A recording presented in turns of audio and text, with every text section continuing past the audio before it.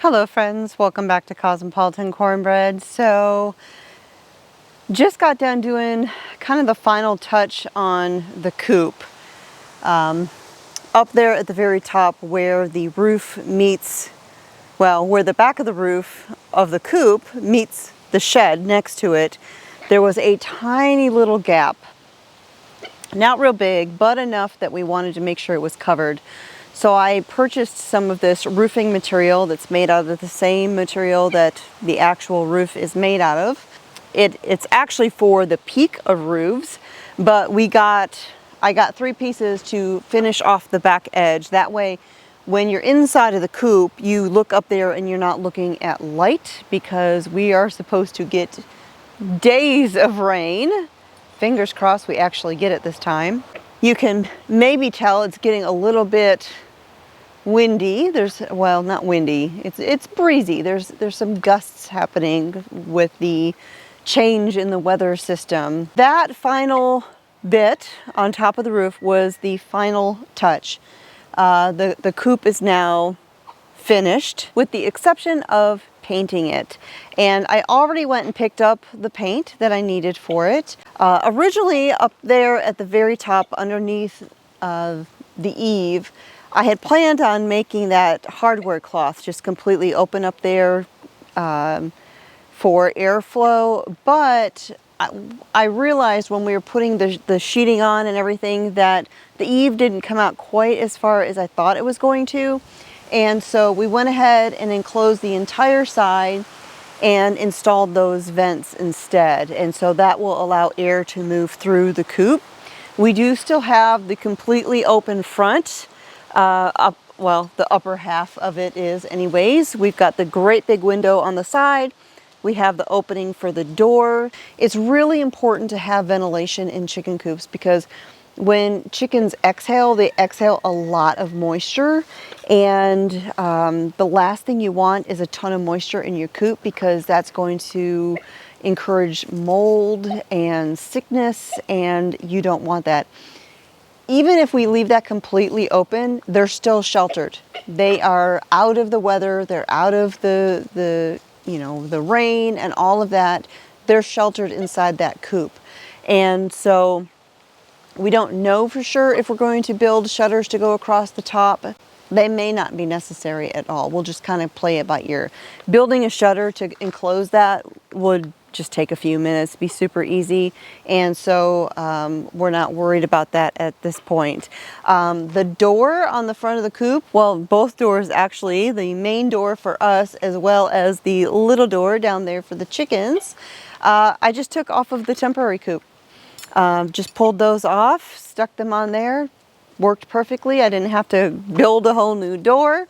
I just had to add a 2x4 to kind of make the spacing right, and it worked out perfectly. And so at this point, the only thing left to do is paint it. But because we are about to get a whole bunch of rain, I didn't want to paint the coop quite yet. I thought I would show you what colors I'm going to be painting the chicken coop. Doing something a little bit different this time. In the past, every chicken coop or structure, animal structure that we built and painted, we painted classic barn red or barn white with red trim. And so this time I thought I would go completely different. And I played around with a few different ideas, but here's what I decided upon. Now, I don't know if the colors are going to show up well on camera, but the body of the coop, the siding and all of that, is going to be this slate blue or blue-gray color. It's called peppercorn, and it's a Sherwin-Williams color. So let's see, that right there might be sort of accurate. In the shade it's not, but you can kind of see the color right there. And then for the trim around the windows and everything, I'm going to use what is called Copper Mountain. And so that right there is going to be the color scheme. So that kind of bluish gray slate sort of color, and then the copper trim. So almost the color of my shirt. So that is what the chicken coop is going to be painted with. And again, we're about to get a week of rain if the weatherman is right. And so I'll wait until this weather system has moved on through and everything is dried out and we have a day or two with no rain, and then we'll go ahead and start painting the coop. So I'm excited to have this first project done. So it will be time to move on to other projects. However, I'm not going to be able to work on the garden yet because I'm still waiting to get the estimate from the arborist about the trees. I cannot start building my garden until those trees are down, so can't do anything out there. So we'll just have to see what the next project is. I do have something very exciting going on in the house right now though. So you may remember a couple of weeks ago when I was getting ready to go out of town on a trip, I had ordered a whole bunch of onions from Asia Standard and I had frozen them, and I shared that I had something special in mind for those, but I wasn't sharing about it quite yet. Well, something came in the mail and we have finally gotten around to giving it a try. And it is currently running in our house with the frozen diced onions, and that is a Harvest Right freeze dryer. Oh, I am so excited. I have been wanting a freeze dryer for years, and Mr. Smith kind of surprised me one day not too long ago and said, I'm going to get you a freeze dryer.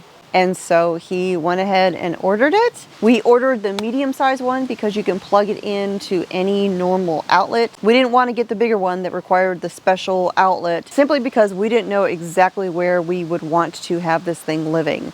Currently, it is sitting in the dining area, and it's kind of loud. It's not too loud. I mean, we could tolerate it there, but I don't think it's going to stay there permanently. I think the plan down the road will be, as soon as we can get our workshop organized and tidy and all of that, that we will move it out to there, because that way we can have a nice setup for it. We'll have the room for it, and it can make all the noise it wants, and we don't have to listen to it. So I think that is what the plan will be. Originally, we had talked about putting it in our basement.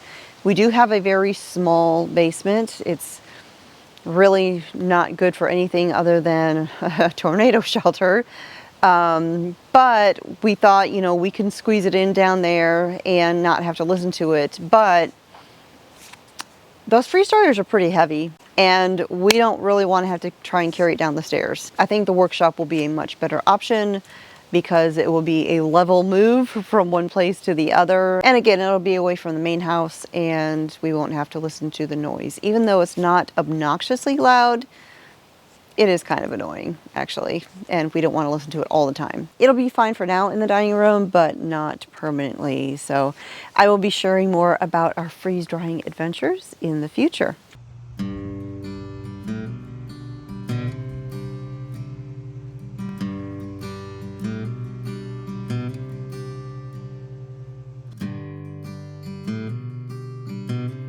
So I've had a couple people asking about the guineas and wanting to know how the guineas are doing and all of that because, well, one of the people commented that they hadn't seen or heard them lately. So how are the guineas doing?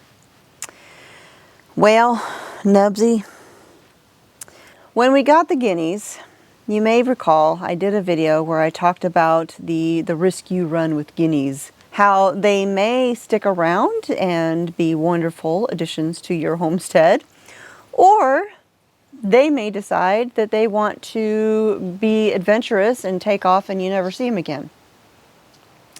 Well, when we let our guineas start free roaming, and again, the whole purpose for us having guineas was for tick control, they did stick around. And they were wonderful. I found guineas to be incredibly entertaining. I love listening to them. I think they're so cool looking. And I just loved that we had guineas on the homestead. Notice I used that as the past tense. Well, The guineas were doing great. I hadn't seen a tick, or we hadn't seen a tick in a few weeks. It was wonderful. We were so glad we had the guineas. Well, it didn't last long. Huh, Nubsy? The guineas had been run around for several weeks. It was wonderful. Now, during that time, we did lose one guinea. We're pretty sure we lost it to a fox because we had seen a fox on one of our cameras in the vicinity at the time that we lost the guinea. So we're pretty sure that's what happened to that one. However, the rest of the guineas were doing great. They were wandering around, up the hill, down the hill, all around. It was wonderful. And then one day, 9 of them vanished all at once. And we just couldn't believe it. We went from 13 guineas to 4 overnight in one day. And I was just beside myself. I couldn't imagine what could have happened. I thought, well, maybe they got lost and they'll come home. Because the other 4 did. Well, the next night, we had 1 guinea. And that 1 guinea was around for a couple of days, and then she was gone too. And, you know, we ran through a few different ideas of what could have possibly happened to these guineas. But I think what ultimately happened is they absconded off into the woods and decided that they liked the wildlife better than the homestead life. They are still around. We have not laid eyes on them since that fateful weekend. But from time to time, I hear them out here. I hear them and I just sit there and I'm like, come home, guineas, come home, guineas. But they don't. I don't know if we will do guineas again in the future. I would like to, because like I mentioned, I loved having guineas on the homestead. I had no idea I would like them so much. I found them thoroughly entertaining. But frankly, guineas are kind of pricey. And that was a lot of money to spend on getting the guineas, raising the guineas, only for them to just poof off into the wilderness. Now, a friend of mine has guineas because we actually ordered them together, split the order to save on the shipping and everything. And her guineas are sticking around. So if one of her guineas decides to get broody and raise up some babies, I might get some babies from her and give it a try again. But I don't see myself ordering them again, just because that was very disappointing. And looking in the camera, that reminds me, I had a couple people mention that we ought to get a smoker to smoke meats and everything. Well, if you can see that, well, it's behind Nubsy now. If you see that big brown thing down there, that's a smoker. That was one of the perks of this property when we bought it, was there was already a great big smoker built down there. And Mr. Smith has been experimenting with it. Looking at the thermometer over there, it's about 80 degrees. Now it's actually cooled down a little bit and that breeze is picking up. It was warmer earlier. However, I think once this storm system comes through, it's actually supposed to drop in the temperature. And Nubsy, I am looking forward to that, because flannel and sweaters, that's my favorite. That's my favorite season. And you can see behind me, the trees are all turning colors.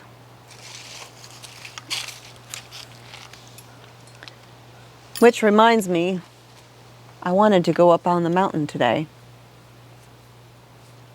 I think maybe I'll go throw my boots on and run on up there and take a look at the view before the rain comes.